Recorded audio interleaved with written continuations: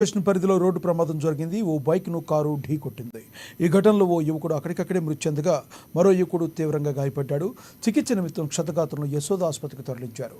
చికిత్స పొందుతున్న విశ్వతేజ బుధవారం రాత్రి మరణించాడు. కారులో 4 వ్యక్తులు ఉన్నారని, మద్యం సేవించి వారు కారు నడిపినట్లు బాధితులు తెలుపుతున్నారు. న్యాయం కోసం బాధితులు పోలీసులను ఆశ్రయించారు. బాధితుల నిరసనతో ఘటన ఆలస్యంగా వెలుగులోకి వచ్చింది.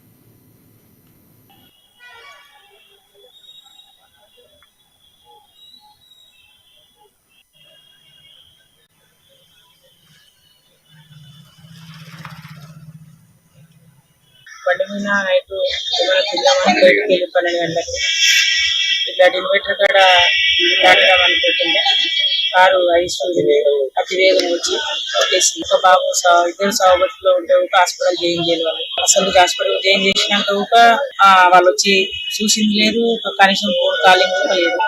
మళ్ళీ వచ్చేసి ఒక బాబు చనిపోయిండు, ఒక బాబు సాగుబతిలో ఉన్నాడు.